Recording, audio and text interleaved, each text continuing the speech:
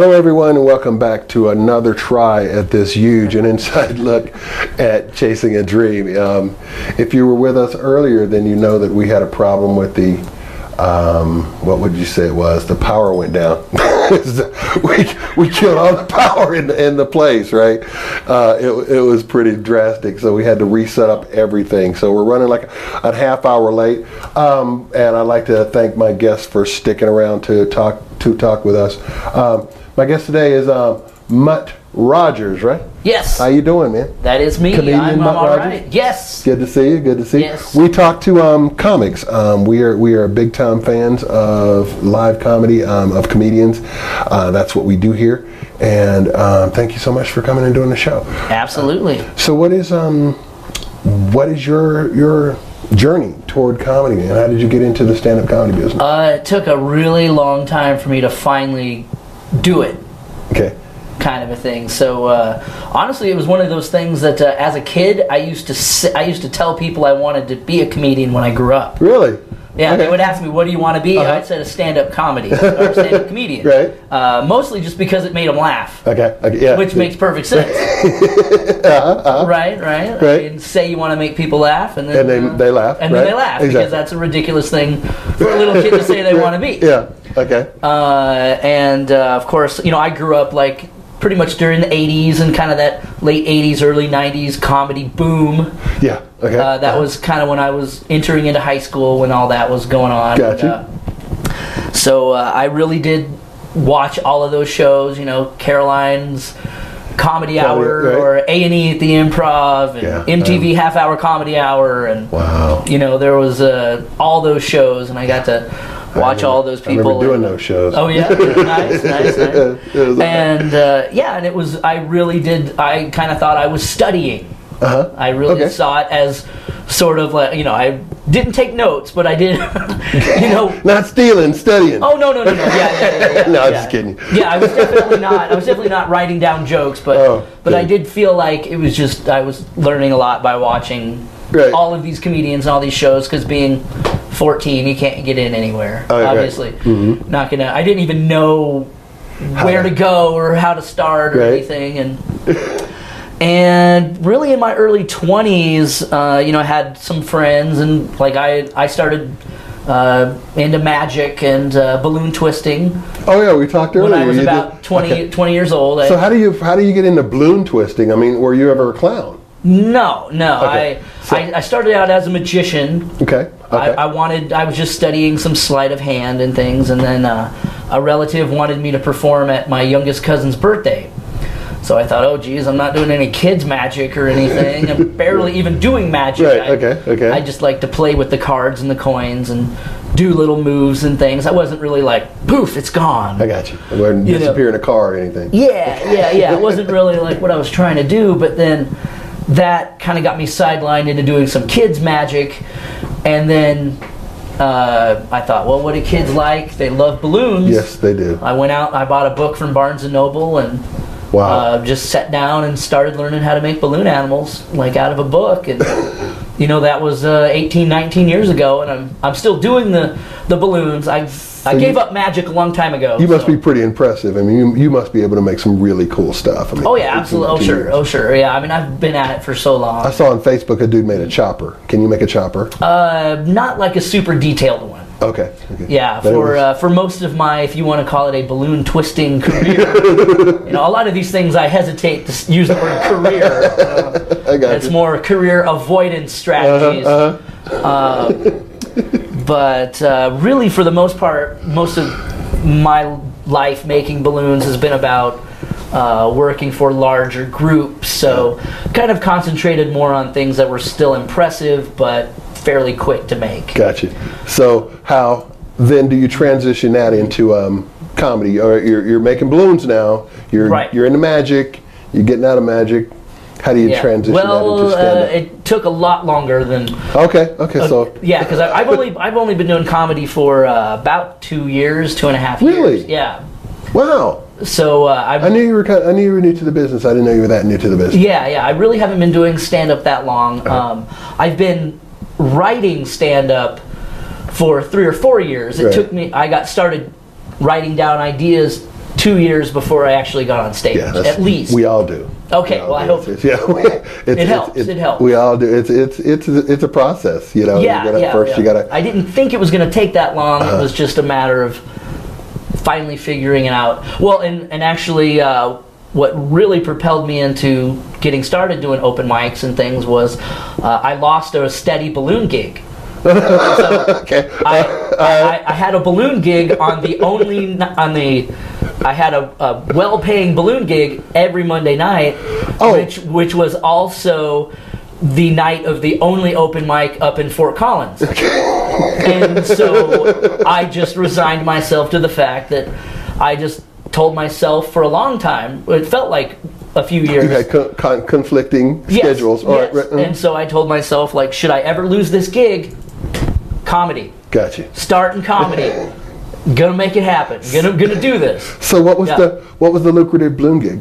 It was just working in a restaurant. Like at a restaurant, going from table to table, and that's lucrative. Yeah, doing some. I mean, it was.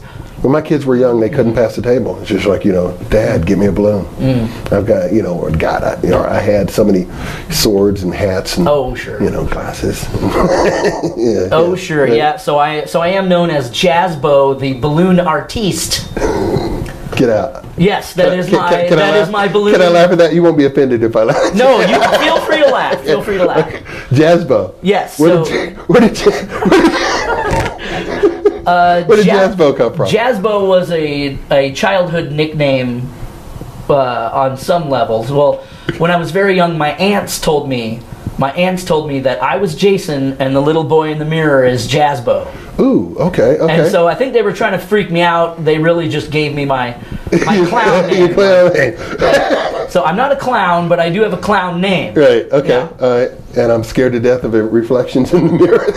I'm not. But yeah. Wow. So that's kind of cool. Yeah, okay. So that's where and when I started, to market myself and present myself as an entertainer, as a magician and a balloon artist, I did have to try to make that decision, and I've never really loved the name Jazzbo, but it just felt right for some reason. I don't see a downside to Jazzbo. Jazzbo sounds great for a balloon guy. Well, no, I think it's fine, but I just didn't feel like I had a choice because I was always struggling, like, well, what am I, Jason the balloon guy? Or you have to call yourself something. You have to brand yourself in some way. Right. And there's a million balloon guy, like Chris the balloon guy or Bob the balloon guy. And so you're Jazzbo the balloon artiste. I like that. Yes, because I was rather uncomfortable with the artist moniker. So I figured if I'm going to be an artist, I don't want to be an artist. I want to be an artiste. Okay. I'm saying a fine purveyor of balloon animals. Yes. And you're still doing the balloons? Yes. Okay. All right. So how'd you get on stage the first time? A place up in Fort Collins. Like, I'm a northern Colorado guy. So Fort Collins, Colorado. I live about an hour away from Denver. Here, let me put the Colorado background up. Oh, there you go. Do I have that? Oh, nice. There it is, Colorado background. Okay, I can tell. Yeah, that's us. The beautiful flowers. This is every backyard in Colorado. Beautiful flowers. But it's up there, Fort Collins. It's a college town, CSU, and there's an open mic there at a music venue before they do kind of like a jam night. I was just in Fort Collins last night. I did a place called The Whiskey. Yeah, that's a brand new place. Had a great time. They're going to have a really nice room up there. Brand new mic. I've been hearing great things. Check that out. It's a great room. So yeah, I've been hearing great things about it. So I've been hearing really good things about it. Get the pot out from behind your head. And but yeah, I got up at I started I looked at my notes and I started to figure out what, and I even cased some open mics. Well, a year or two, and then a little ways before I started, and I just noticed that a lot of comedians. A lot of comedians are fans of comedy. Yeah, of course. You really have to be a fan of the business to actually. But I just wanted to see what it was all about and kind of what I was up against, so to speak. And I was like, wow, there's all these, like, everybody's so clever and they're funny about half the time. Yeah. So I'm like, there's so much clever going on. So I filed that away in my brain, and I was just like, okay, so start with the clever and figure out how to make it funny. Right. And I had a few bits that worked out really well, right off the bat. Like my first set went well. Yeah. First set. Everybody had a great set the first time. Yeah, and my second set, I always tell people that if HBO had a 5-minute special, I was ready. I was ready. I mean, it was hot. That's it. You're ready to rock and roll. It was hot. I mean, my second set was hot. I mean, it really was a great set. Right. So then, of course, I thought I had a golden touch. Right. You're the best ever to hit. Yeah. You know, I'm like. It's so easy. Why do they say it's so hard? So my third set, I pretty much ate it. Yeah. I wasn't doing the same material, you know. Right. I thought, oh, jeez, man, this is going to be hard. Right. And then it just started the series of, up and down audiences and performances and bits and pieces. Where's the first place you did stand-up? It's a place called Hody's. Hody's. Yes. I think I passed Hody's. Is Hody's like a theater? It's a music venue. Okay, because it has. When I was walking from my car, it's not that far from where you were. The whiskey. Yeah. Because I noticed it had. How many seats is in that place? Aggie doesn't have any seats. It's a standing room venue. Well, I mean, there's a few, like, in some different areas of the place. I mean, they might have 10 chairs. I just noticed it. It probably holds 300 or 400, but they might have 10 chairs. and they save those 10 for the open mic. Right. Wow, that's they sit there. I mean, they stand there. There's no sitting. Well, this is for the music. Yeah, this is like for the music. So there's like a big main stage, and then the comedy stage is kind of off on a very, as they always are, slightly raised platform. Yeah. It's actually where the merchandise is usually sold at the bigger shows. So we pretty much have like a merchandise table. That sounds like stand-up. Yeah, stand-up is the evil stepchild or the whatever it is of the business, man. Stand-up gets no respect. No, God. Bald and redheaded all at the same time. Exactly. I once did a show at it was a Super Bowl party. That they thought at a corporate Super Bowl party, and they thought it would be a great idea to have a comic. And behind me on big TV, back when the TVs were this wide, and they were like tall, big. And behind me was the greatest Super Bowl plays ever, that never went off. I'm telling jokes, and I'm actually like this. People are looking around me trying to watch Lynn Swan, Right. Like, wow. Acrobatic catch, Hey, so how y'all doing? This is just a bad idea. But that's not comedy. good. That's comedy. That's how the respect we get in this business. No, I have been at a few open mics. And there might be a stage with a big TV, and I've even said, hey, if this game doesn't get turned off, I'm not going on. I'm just not going. I'm like, there's no reason. Then sometimes it's really horrible because you're trying to force comedy into some place. And people showed up for I've been here the last 6 weeks, watch this game every week. And now you're going to tell jokes and turn my TV off. And of course, venue owners or bar owners. It takes one person to complain about something like that, and then it's over. It's like, I don't even know why I ever tried that. That was a stupid idea on my part. It's over, But if they run out of toilet paper, they're not going to lock the bathroom. Right, exactly right. If you complain about the toilet paper, they're not going to lock the bathroom. No. But it's really anything the venue owners, if it's their fault. It's no big deal. It's cool. It's all cool. All right. So you found a gig in Fort Collins. And you started doing stand-up there. Evidently, you moved down here to Denver a little bit because that's where I heard of you doing stand-up. Well, I mean, I still live up. I still live up there, but I come down and do shows. Right. And how do you find it here in Denver? How do you find the comedy scene here in Denver? Oh, I mean, I think it's just so much bigger than what's going on up there in Colorado background. Northern Colorado. I mean, we have a good scene up there for sure. Down here, you just have more of everything. I mean, you have more open mics, more showcases. I mean, obviously, there's more comedians. Like, I don't know if the traffic is any lighter, so to speak. You know? I understand. People are moving into Denver now to do stand-up. I've heard, yeah, from neighboring states. From other states. I mean, that, and not open micers. I mean, I'm talking about people that have been, you know, 5 or 6 years in the business are now doing, you know, the open mics here. You know, I don't know where that's going to end up, but you know, that's how Denver is now. It's a pretty it's an emerging market. Yeah. I mean, I just have to consider myself lucky to live close enough to be able to come in and then get back out if I want to. Yeah, exactly. And but of course, it will be a move for me to come to Denver sooner or later. Yeah, you're gonna have. Well, I mean, not you're gonna have to, but you know, I mean, you can always build, you know, something there. I enjoyed Fort Collins. I had no idea I was gonna enjoy it the way I did. You know, so I mean, I had a good time while I was up there last night, and the crowd was great, and that little walk where the whiskey is, that whole 2-3 block area there. I mean, it's just really nice. Just it's Old Town Fort Collins. Is that what it's called? Yeah, Old Town. I just really enjoyed it. So yeah, that's generally just what it's called there. I'm a big fan. Big bunch of bars and restaurants. Whenever you put a bunch of bars together, it's Old Town. I think so. Pretty much in every part of town, it's Old Town. I think so. Yeah. Well, I think it's Old Town because every other part of town's been torn down at least 5 times. Hey, exactly, and now it's So let's have a look at some of your stand-up. I downloaded some off the internet here, off of YouTube. I think this is your showcase at New Talent Night, or what was this? I'm not quite sure what clip you've got there. It might be New Talent. It looks like a New Faces. New Faces.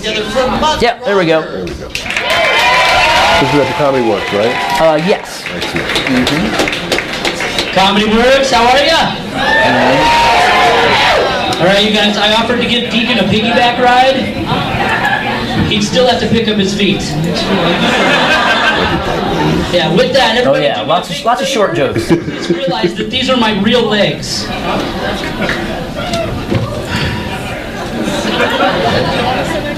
Yeah, I'd forget just how short my legs were. Sorry. Unless, of course, I had that moment when I'm at home and I'm ironing my pants. And that's it, you guys. That's the range of motion. Yeah, my pants are 2 irons long. That's funny. Lots of short jokes. I like that. I realized I could use the back water tank of my toilet as my ironing board. So one day I'm back there just ironing my tiny, tiny pants, and it dawns on me, like, you know, I'm so short I don't even meet the height requirement for a Napoleon complex. How tall are you? About 4'11", 5 foot. Oh, you know, but people love to remind me of how short I am, and for that I thank you. I'm going to tell you a story. This woman, she saw me from across like a crowded place. You know, her eyes just light up. I see her see me, and she just comes running straight for me. She just comes up and gets right down on my level. All excited. She's like, do you play volleyball on Tuesdays?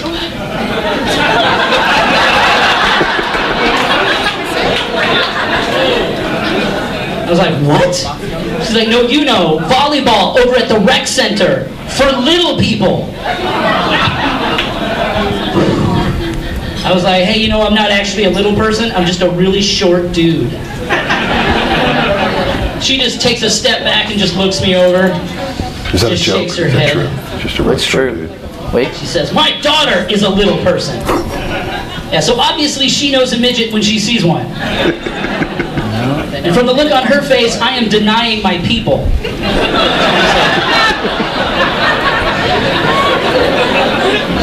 But I went home and I figured it out. Yeah. So seemingly this lady owns a little person. And she doesn't understand why whoever owns me doesn't take me to volleyball.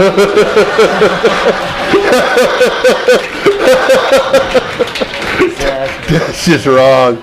That's This doesn't mean I'm semi-self-unemployed. Anybody else? Semi-self-unemployment? Eugene? Yeah, big time. Yeah, I mostly just have to stay up really late at night watching TV for job opportunities. You know, I'm all excited about the healthcare field one night, and I get that message they don't want you to get. All of a sudden, I'm just like, oh, what they're really saying is wiping butts in just 9 months. Like, I could go freelance today. That was one guy. I made that mistake with my bachelor's degree. I'm not doing that again. One freelancer. Yeah. I don't know. I thought about going into substitute teaching. You know, I thought about it for a while because I would love to make a difference in the world, but just not every day.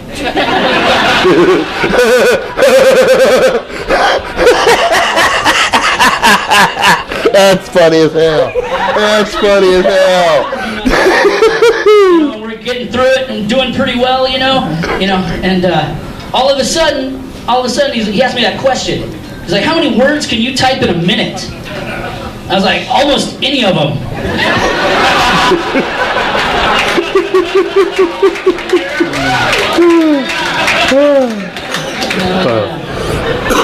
I hate to say that I'm pessimistic about relationships, but I do have to admit, you know, I had that moment on one of my many first dates when I'm looking across the table and I'm just gazing into her eyes and I'm just thinking, I'm like, are these the eyes of the person I want to be gazing into each and every time I'm standing on the porch, picking up the kids for the weekend? Same guy. A divorced freelancer in the back.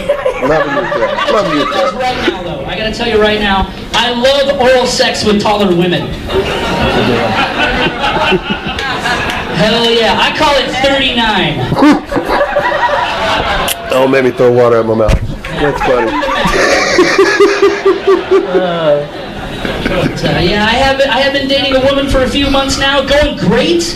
I met her on OkCupid.com. You know, a little bit of a running theme tonight, just marijuana and online dating. But pretty much every I met her on OkCupid.com. I mean, everything was looking great, you know, and I'm reading the questions and all these answers, and one of them really stood out. The question was, how would you like to be woken up after spending the night with somebody new for the first time? Somebody's answered that question. Right? She's going through the list. She chooses one that really stood out. Got my mic cut. Oh my God! What? Wait, but watch. Thank you.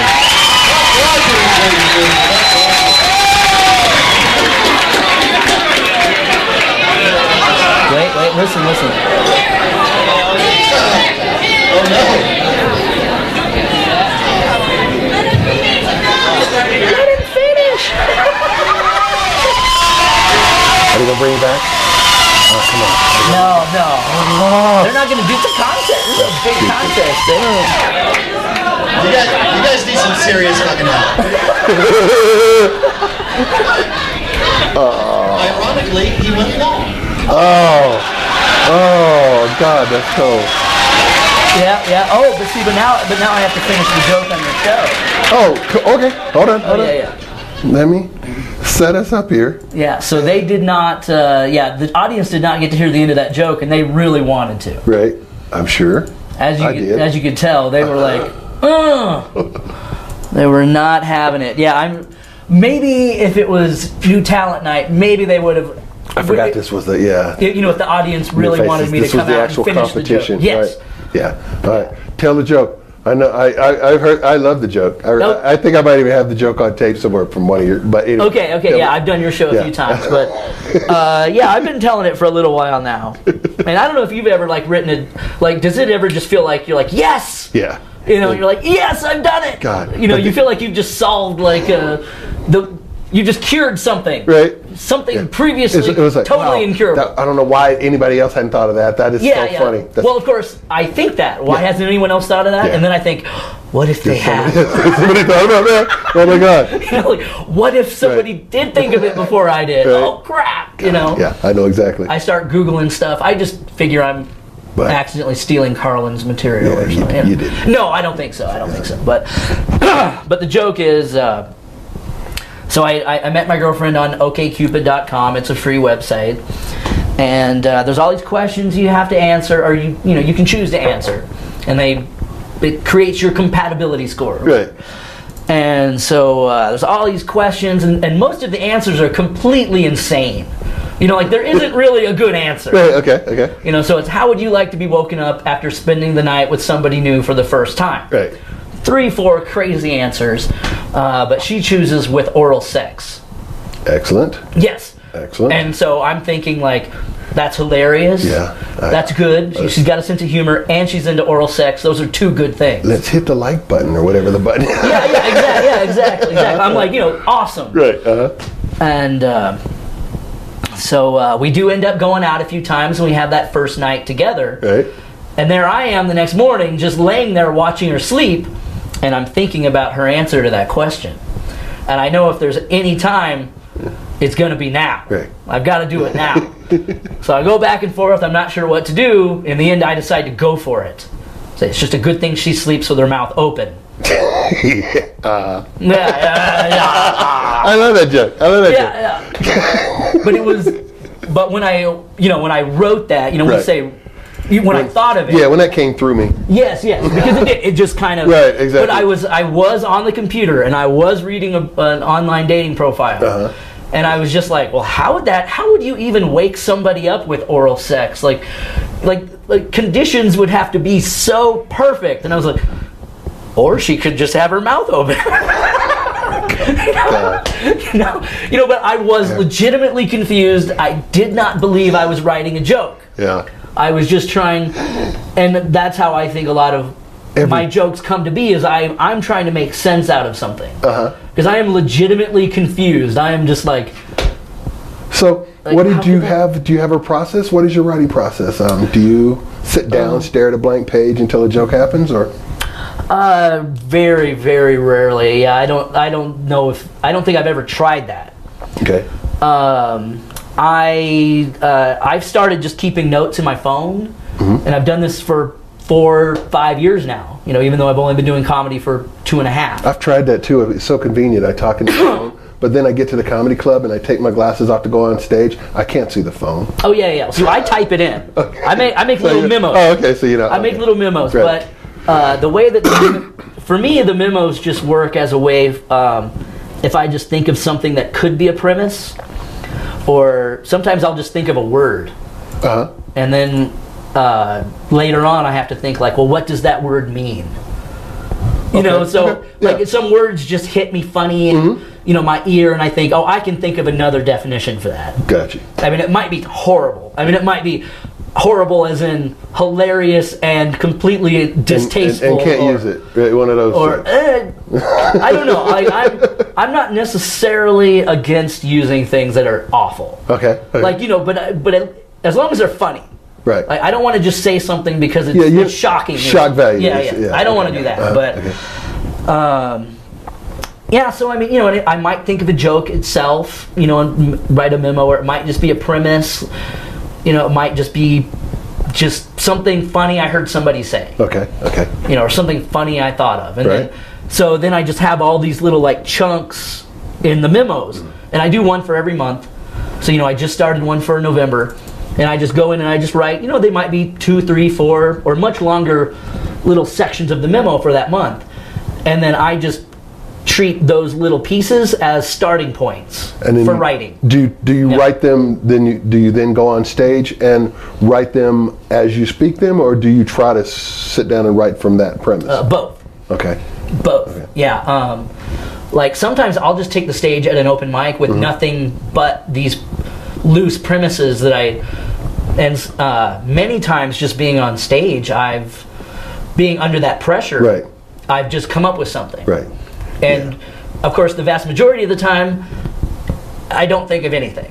But if the premise gets a laugh, then I think, okay, I've got to expand that. There's something to. I've got to work on it. Yeah, for sure. There's definitely something to be said about pressure in the creative process, because we are so easily distracted from what we need to do. You know what I mean? So that's why I mentioned the do you stare at a piece of paper until a joke happens, because that's a skill that you have to learn in this business, or stuff will fly by you. Oh sure. So I have to say, I don't think I've ever had to do that. Right. Okay. Because of these little chunks that I make sure that I give myself a starting point. Right. So, every month I just copy the memo, I email it to myself, I put it on my computer. Then I have a system where I take the little pieces and I categorize them. Wow. Okay. And so, I definitely create a lot of work for myself, but it has just spawned so much. Yeah. Yeah, so much material, so much. It's paying off for you. Yeah, yeah. I mean, it's definitely working. Like, I have to be honest, I really haven't done it at all. Like, this year, the year's almost over. Wow. So it's still in place, and I do completely plan on going and categorizing all these little bits, because then, you know, and I have like a Word document for sex. Yes. Okay. You know, so then all the pieces from every month, you know, I can go and I can put them in the on the sex page. Right. And then I can look at that page and go, okay, here's what I'm working with on the subject of sex. I always thought it'd be so funny. I mean, most comics. I have a book. I'm not a big, you know, I'm typing or whatnot. I do use the word processor sometimes. You have a memo. Yeah, like just a notebook. Yeah. And so it's just I'm a totally different generation. But I always thought it was so weird that, you know, you pick up a comics joke book. And it's some of the weirdest, you know, just to read through if you didn't know he was a comic, you know, all the weird things that go through your head that you have to get out, you know. I mean, I could read a few. I could read a few. Okay. We'll just see what's in here. I mean, this is just this is November 4th or something like that. So there's not really anything. What do I have for November? Let's see. Yeah, I think I just created this today. I just say. It just says loud, self-righteous windbag, comma, regardless of the direction in which your windbag doth blow.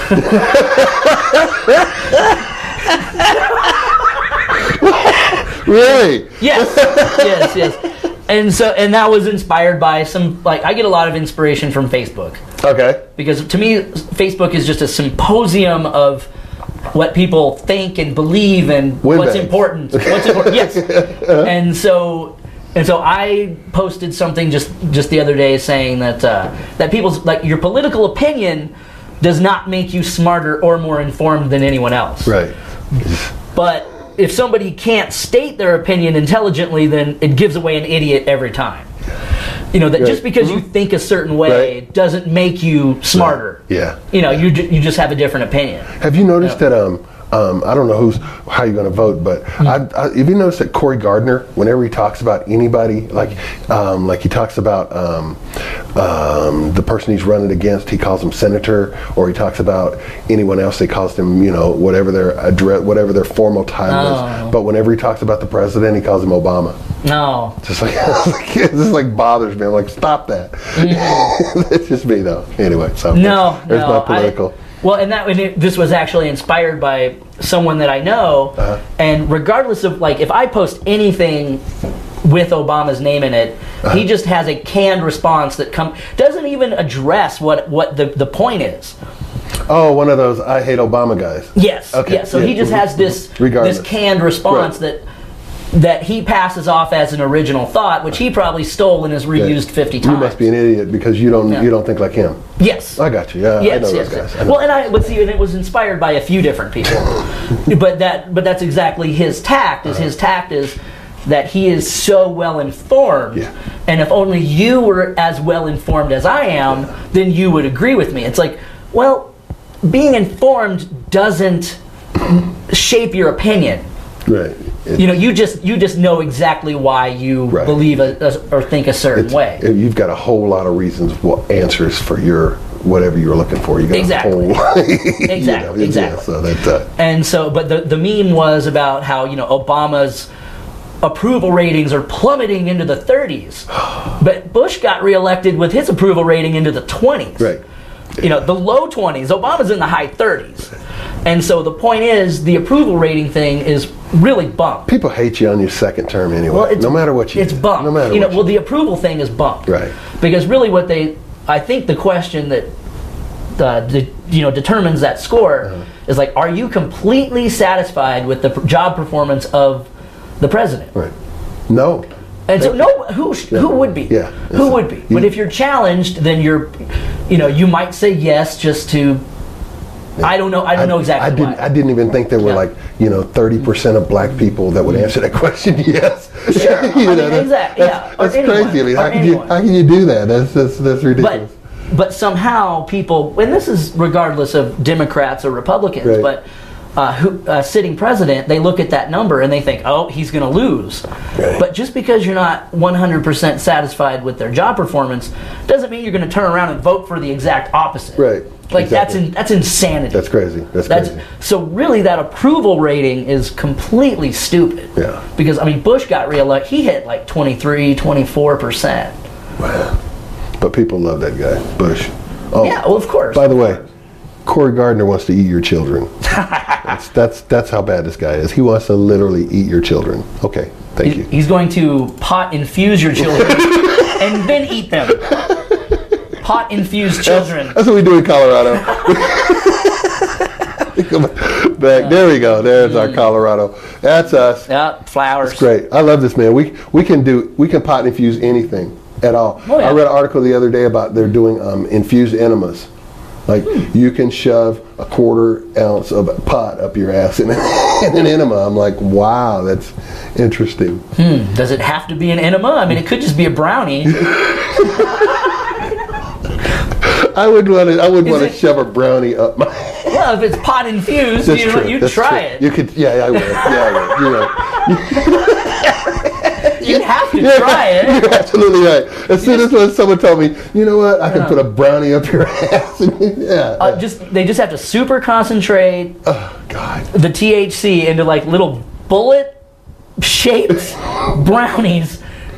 And we will start shoving them up our ass. Oh my God! Like if you had one right now, I'd do it. We've got a new product.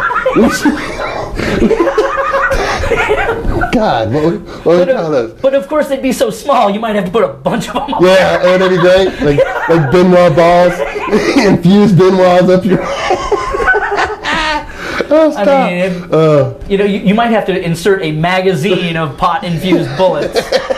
Brownie bullets, pot-infused brownie bullets. Just God. Take a 20 load right up the butt. That didn't sound right. No. It did. Really anything up the butt. Yeah. Definitely don't want to take a 20 load. You don't want to take 20 loads or a load from a 20. Either way, up the butt is wrong. You don't want to do that. They'd have to be the size of at least 45 bullets. God. 22s, they just slip right back out. I can't even believe the conversation we're having. God. Oh, is this unusual for the show? Yeah. Oh, yeah? It's okay, though. Okay. I'm enjoying it. Yeah. All right. We're going to do, I wanted to show this. Check this out. I did a, playing with my green screen like we're doing in the background here. This is our green screen. Mm-hmm. I did a spoof on the DirecTV commercial with Rob Lowe, the super creepy. Oh, sure. Yeah. Sure. And so far this sucker has gotten 1,400 hits. Nice. Yeah, so on YouTube. So here it is. I'll play it for you. Yeah, let's see this. Hi, I'm Eugene Kenny.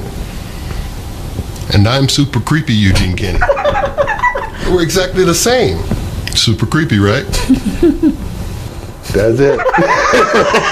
That's it. I like that. I was like, wow, I just want to throw that out there. You're not wearing a fanny pack, or you don't have like an alfalfa. No. Cowlick. That's a good commercial though. I like his commercials, the DirecTV commercials.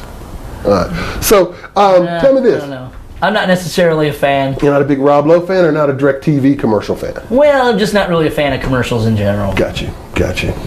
Why not? I don't know. I guess I don't spend a lot of time thinking, like, do I like that or do I not like that? Yeah. I just go, I don't have DirecTV, so... That's enough of Rob Lowe can just, he can just catch a ride with Matt McConaughey. Apparently he's an Uber driver now. Oh, my God, yeah. No lie, that's a great line. That's a great line. I don't care, just do crossover commercials for all I care. Rob Lowe and Matt McConaughey and whatever else. You've been at it for a couple of years now. Yes. Here in the comedy, yes. And the comedy, the stand-up comedy. Mm-hmm. What do you think? Where are you heading with it? Where you want to go? I'm thinking of it like a retirement plan. Okay. Continue. Explain that to me. Yes, it does. Most of the things do. I'll try to keep the explanation briefer than some of my others. All these things are just such a long story. I got you. But I'll be 39 this year. Okay. So I'm not. I'm getting older. You're no spring chicken. I'm starting to feel it. Yeah. I'm starting to feel older. Okay. And so I'm just thinking, And you know, some of the other things I do, like the balloon twisting and I DJ. I'm a DJ, MC and DJ weddings and private events and things like that. Okay. Yeah, we mentioned that before. I'm going to try to get you to stream those, so just so you know. Right. There you go. So I don't know. I'm thinking like maybe by the time I'm so old that no one will hire me to DJ their wedding or make balloon animals, then maybe by that point I will be far enough along in comedy to just kind of be like the weird, funny old guy. Gotcha. So that's my long-term plan. Do you have includes about 15 more years of open mic work. That's going to be. Let me just tell you, that sounds like a rough plan. That sounds like but it sounds like every other comic's plan. I mean, it sounds like perfect for a comic, but I just have like 15 more years. Yeah, oh man. 6 years into it, though, you're gonna go, maybe I should have readjusted, maybe whatever. Right.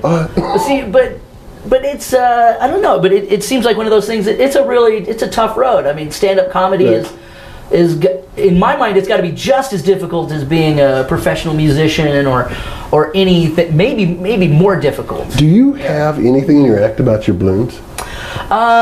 It started to trickle in a little bit. I've got a few kind of anecdotal stories. I'm always working on kind of finding what's funny about it and what can make it a joke. I always try to tell comics, because in this business you gotta stand out, and you gotta pull from what you know, your own life, and that is such a rare thing. I mean, you never sit down next to a person at a dinner party or a cocktail party, and they go, "Hey, I'm Eugene Kenny. I'm blah blah blah," and then they look back at you and go, "Yeah, I make balloon animals." Or I've got almost 20 years in the balloon business. What? It's not animals. It's balloon creatures, creations. Yeah, they're not just animals. Balloon creations. Balloon creations, balloon sculptures. I got you. Okay, so I make balloon sculptures, but that's a conversation that doesn't come across to you every day, and I would suggest to you that you use that as something to separate you from other people. I mean, there's no downside to being, hey, that balloon guy's coming to town. There's no downside to that. Oh no, you can put people in the seats because you can tell jokes about a balloon, and then actually at the end of your set do a balloon whatever.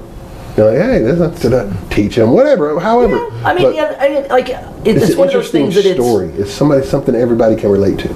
I think so. I think it's something that will probably eventually find its way in somehow. I want to make sure I'm not, just doing like jalapeno on a stick or something. Right. Yeah.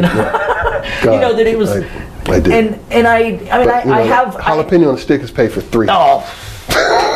Get out of town! I mean, think of all the flowers you could buy with a jalapeno on a stick. Okay, you could pot infuse that jalapeno and stick it straight. Thank you. He wouldn't feel the stick going in.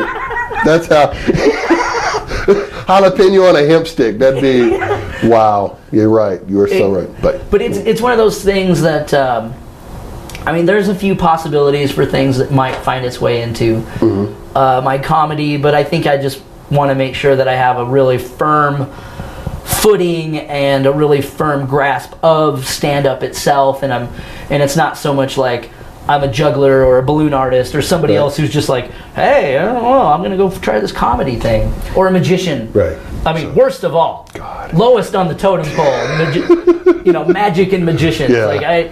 It is the if you think comedians are strange or weird or like hang out with some magicians, you will swear off magic. I know. Oh, please, I know. Let me tell you the funny. And I apologize to all magicians out there. I always tell people that I don't mean to offend you, but if you're offended, stories, then that's I always tell people I'm not going to tell old comedy stories. But here's one funniest story that ever happened to me in my life. I'm working with a magician called Great Scott. You ever seen that? You ever seen that bit where they blow up a balloon and then pop a balloon and suddenly there's a bird on his finger, like that? They used to do a trick like that. Okay. And so that trick is done by stuffing birds in a pocket of your vest here with fishing wire so thin you can't see it. And so when you make this move here, it loops your thumbs, and you go out this way, it unzips the fishing wire, unzips the pocket, and the birds are tied to that wire. So suddenly the birds come up and they're there. And you pop the balloons with like a thing.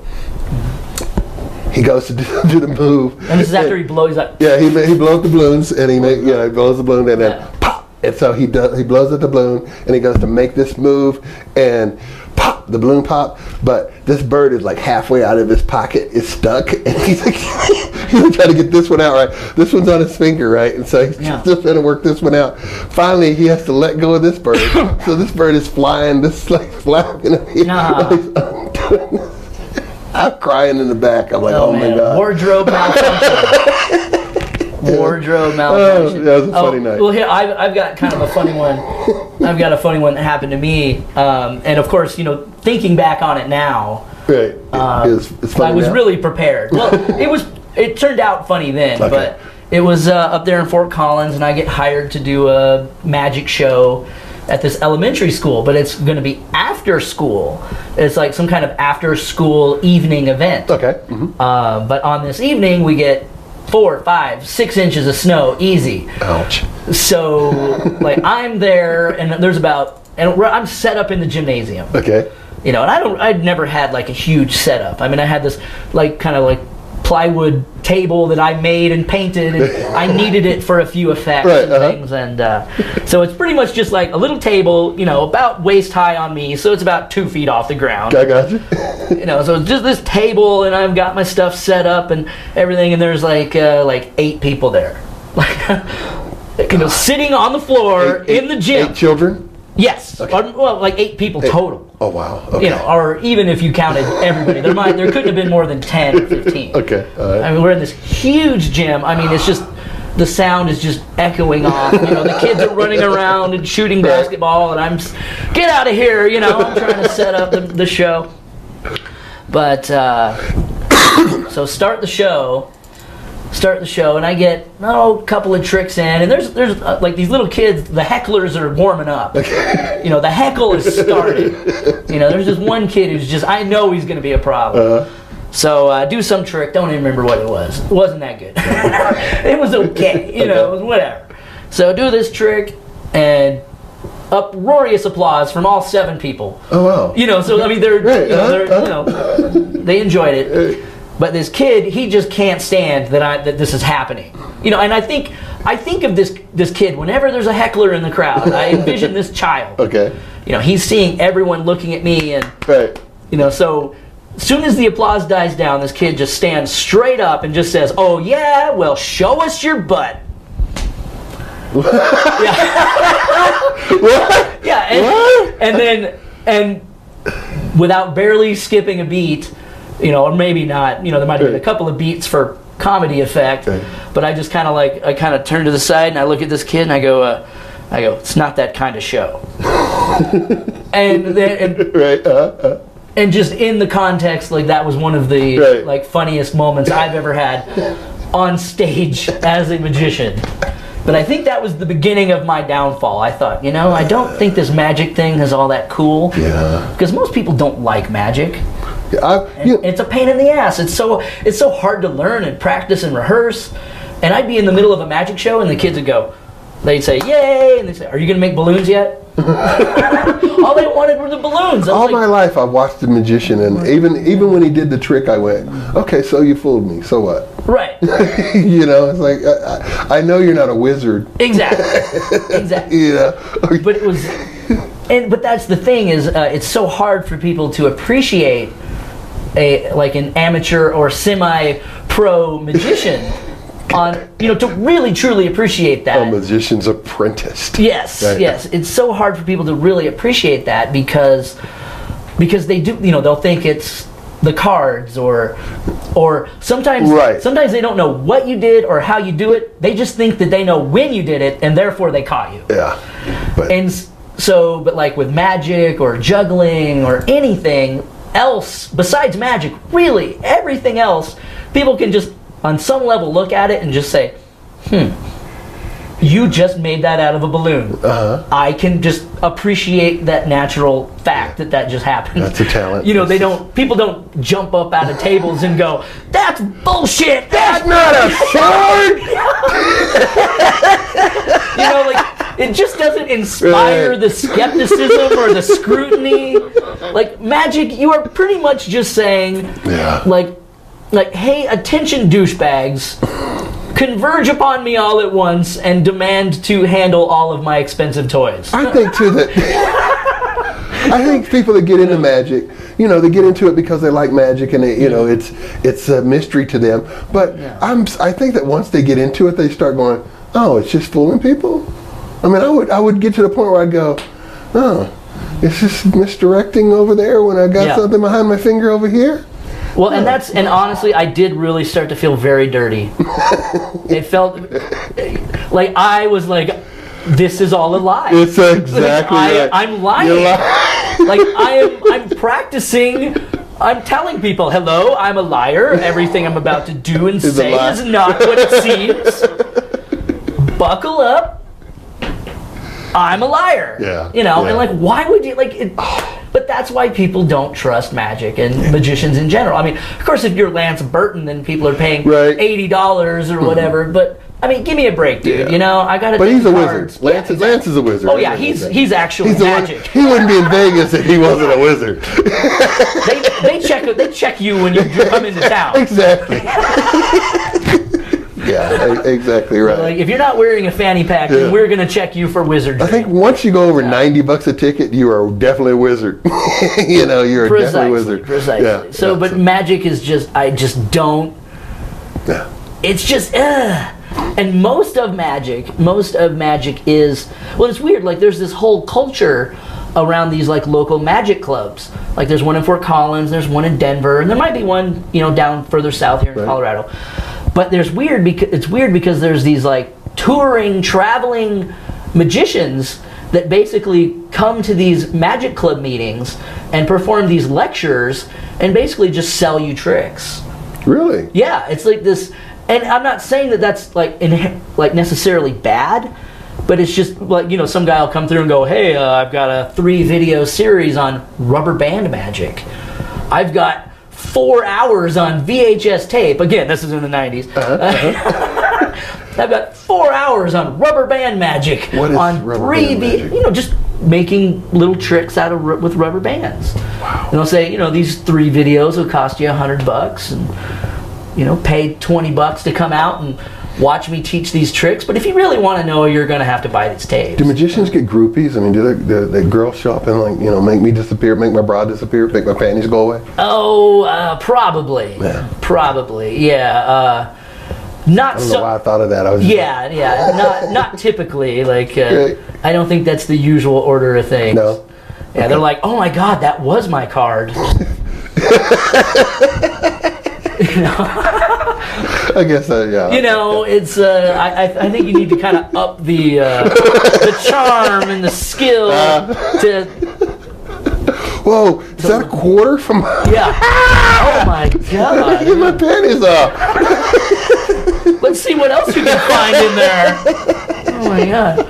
Is this a bullet-shaped brownie? Yes, it is. Damn it!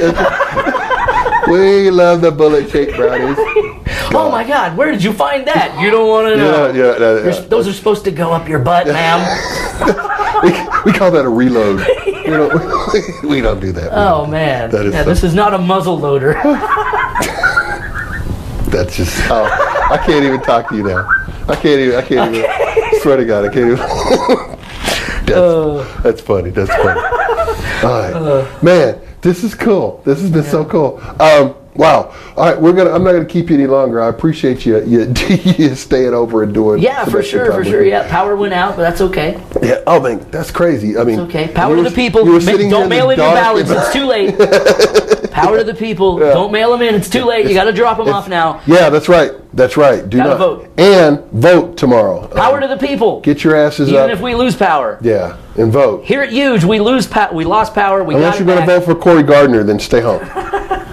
Pot-infused children, straight up his butt. He wants to eat your kids. He wants to eat your kids. Anyway.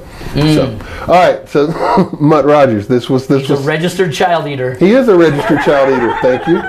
God. There's an app for that. We're gonna get so much trouble. Okay. What are you looking at? Oh, I was just saying there's an app for that. I'm looking for the child eater locator. That's sick. That's sick.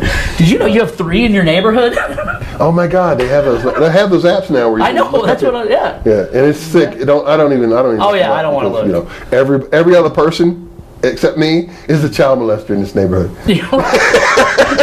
Every other house. It's like a red dot on everything. Wow. What is this some kind of release program? No wonder we get so much good candy in the neighborhood. Exactly. You got to establish trust. They get that one time a year. Handing out homemade candies and shit. Yeah, it's all about the long game here. It's the long con, baby. Giving out the good candy, luring the kids in over a long period of time, gain their trust. God. 4, 5, 6 Halloweens at least. But thank you. Yes. Oh, so we're doing the Ari's Tavern. Yeah, this Friday. This Friday, which is the 7th. Yes. Yeah. And Ari's is at just a few days away. 5686 Pecos Street, just in Denver, Colorado. Yeah, real close amazing food. So come on down and yeah, it's great. I was just thinking about that on the way down here. I was like, when I go over there, I'm definitely getting. Oh, let me show you. Is it like a chili? It's like a chili cheese fries. Those chili fries with the green chili. It's like a green chili burger. Yeah. Oh, they make those too. They make this like a slider. Here, what I'm looking at here. Oh, yeah. This is one of their sliders. I love this. I love Ari's, man. I mean, it's just that looks good. Anyway, but they have amazing food there. So. Could use some of those after you've been ingesting bullets. Yes, you got shoved bullets up here. They don't have anything infused at Ari's. So. Oh, infused nothing. Maybe later. Okay. Maybe later. But it's been really good talking to you. Yeah, Thank you so much. Tell people, you saw my website there. Yeah. On the video, but also there, hit the Odd Hours. That's your camera right there. Oh yeah, theoddhours.com. That's my radio show up in Colorado. Okay. Up in Fort Collins? Yeah, it's Fort Collins. And what are the numbers? Station numbers? 88.9 FM. Got it. KRFC Community Radio, Fort Collins. Right on. So that's krfcfm.org. But my show is The Odd Hours, and that's theoddhours.com. And with Mutt Rogers, or it's just called The Odd Hours. Okay. But it's me and Tobias Livingston. Okay. He's another guy up in Northern Colorado that's down and around all over the place. Yeah, another comedian, and it's mostly a music show. But we do. Pop in between songs here and there and discuss different things. But it is clean. They can hit you up on Facebook? Yes, absolutely. Find me on Facebook, Mutt Rogers. That's a really good way. NorthernColoradoDJ.com if anybody's getting married. Wow. I know, I got a lot. Yeah, there's a lot going on. Right on. There's a lot going on. Cool. And we'll see you on Friday. I'm self-unemployed. I got the time for all this crap. Are we all? Yeah. Are we all? We're sitting here in the middle of studio of nothing to do. So, anyway. Love it. Thank you so much, man. Thank you. Thank you for having me. All right. Yeah. Hey, thank you for watching EUGE, Inside Look at Chasing a Dream. This has been Mutt Rogers. We've had a really wonderful time, and thank you so much. See you next